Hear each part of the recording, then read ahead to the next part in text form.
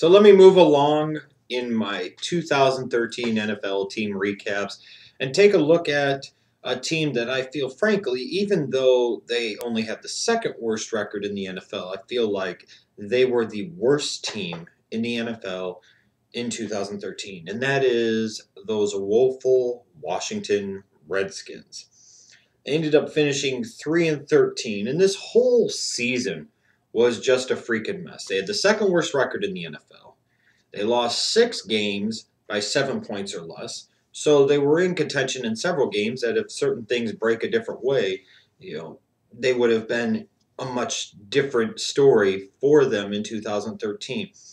But ultimately, as the season wore on, you realized the Redskins were bad. I told everybody before the season started that I was picking the Redskins to finish last in the division. I thought they would win 5 or 6 games, but I knew last year was a fluke. They were in a bit of helium, and that this year they were going to come crashing back down to earth in reality. I didn't realize how fast and how hard they were actually going to crash. It was terrible, and it ultimately led to, and I'm not totally surprised by it, the firing of Mike Shanahan.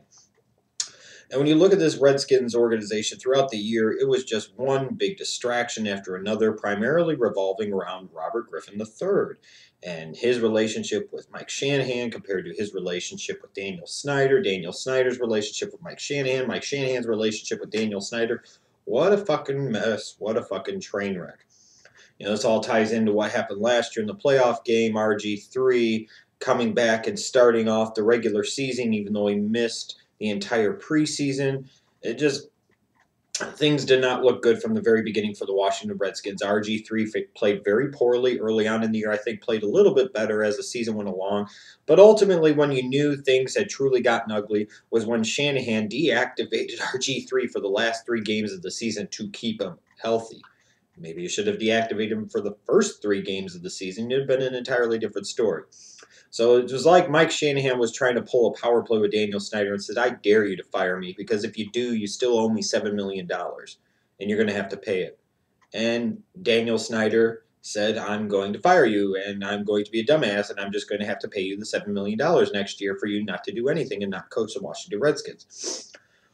What a disaster of an organization. That's the best way I could put it. Now, when you look for positives in terms of the Redskins, they did finish 5th in the NFL in rushing yards. This is a team with Alfred Morris and RG3 as well, and his backup Roy Halou. In terms of Morris's backup Halou, they run the football very well, and that is important. Teams that run the football well traditionally win a lot of football games. Traditionally, I guess not always, because the Redskins went 3-13 this year, even though they finished 5th in the NFL in rushing yards as an offense. Now, on the defensive side of the football, this was not a good defense. This was a very bad defense. But they had some games where they didn't play all that poorly, but they also had other games where they didn't show up at all. They finished 18th in total defense, 20th against the pass, and 17th against the run. So they're kind of middle of the road, even though it would seem like they were much worse. The statistics don't really bear that out. They were more of a middle of the road defense. And that's kind of what I saw, too, as the whole season played out. Like I said, some games the defense showed up and played okay, and other games they just got destroyed and got manhandled and dominated and kicked around all over the field. Now, for this organization, they have several questions heading into this offseason. You've got London Fletcher, your middle linebacker of the past several years, your team leader. He's probably going to retire. Santana Moss is a free agent. I wouldn't expect him to come back. So another steadying locker room presence in that organization for over a decade, it will be gone as well. You've got questions to answer in terms of with a defense that wasn't all that good. Are you going to re-sign D'Angelo Hall? Are you going to re-sign Brian Arakpo? This is a Redskins organization that was hindered a little bit by the fact that they got into some salary cap trouble because the NFL told them it was a cap-free year a couple of years ago, but it really wasn't.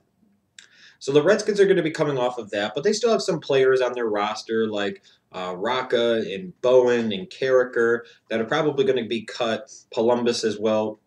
It will help alleviate the salary cap burden of the Redskins just a little bit. But there's some other big questions for this organization. Number one, do you truly have full confidence that RG3 is going to show more of his 2012 form than his 2013 form in 2014? Is he going to be your man? Is he going to be the unquestioned face of your franchise? Is he going to be your franchise quarterback? Is he going to be the guy you build around? If he is, you need to bring in a head coach that will make RG3 those things and get the most out of RG3 because he is the face of your franchise, good or bad. And as a result, you have to do everything you can to put RG3 in positions to succeed. On the flip side of that, the longer the Redskins keep Kirk Cousins, all they're going to do is continue to entertain the debate and create massive divisions potentially in their locker room, massive divisions in the fan base, and one hell of a quarterback controversy. They must figure out what they're going to do with Kirk Cousins in this offseason, and that more likely than not means having to trade him. Look, you took the guy in the 4th round.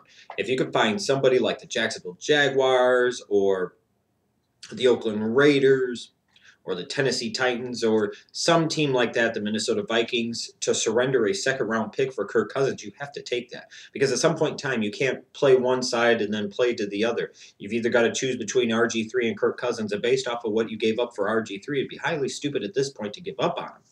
You have to find a way to move Kirk Cousins for the long-term health of this organization.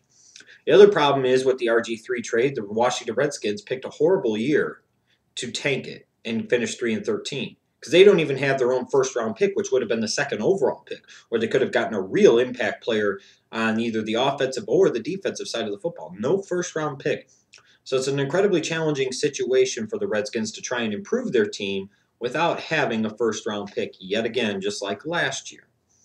But ultimately, the biggest problem with this organization is the owner, the Jerry Jones wannabe, Daniel Snyder. In his 15 seasons of being the owner of the Washington Redskins, the Redskins are 32 games under 500. The next head coach he hires will be the 8th head coach in his 15 seasons in charge of the Washington Redskins. 8th. Fucking 8th. 8th in 15 years. That is a coach less than every 2 years. This is the same type of shit I get on the Cleveland Browns organization about during that time, how many head coaches they've had. Well, the Washington Redskins are the same damn way.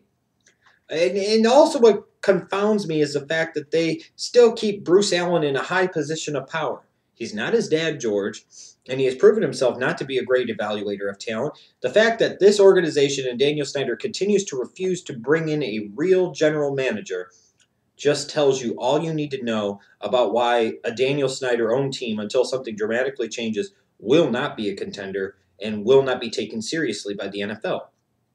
They just won't.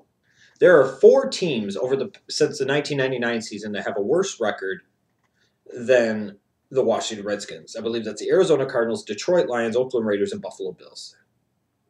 And 2 of those teams in that time at least have even went to a Super Bowl in the Oakland Raiders and the Arizona Cardinals.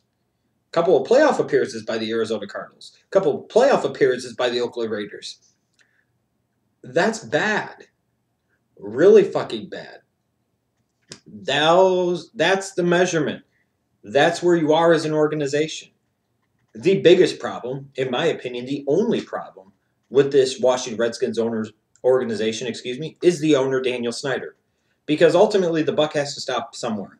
And everything begins somewhere. And it begins at the top of the mountain, and it begins with Daniel Snyder.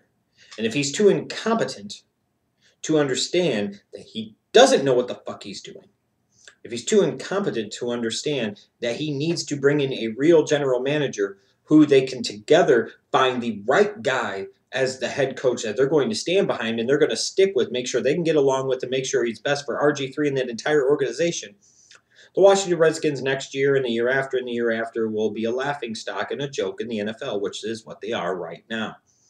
What a disastrous season for this Redskins organization. And the funny thing is there are still some reasons to have hope if you're a Redskins fan. That's the weird thing about it. You still have RG3, and he showed you in 2012 some of the things he can do, and maybe he can stay healthy and get better going forward, especially if he has a coach that is able to get the most out of him. Alfred Morris is a very nice player at running back. You've got Pierre Garçon, who's one of the few free agent signings that has really worked out for the Washington Redskins under Snyder's tenure and leadership. Jordan Reed, during his time, showed that he could be a matchup nightmare as a tight end. You've got players on the defensive side of the ball. You've got Kerrigan, and if you re-sign Arakpo, you've got a nice set of 3-4 outside linebackers. There's talent here.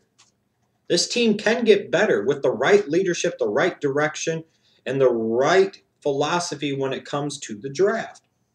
I don't envision that happening. I envision more of the same, which is exactly what you got Out of the Washington Redskins in 2013, Redskins fans, understand this. 2012 was a fluke. What you saw this year was more the reality of Daniel Snyder's Redskins, period.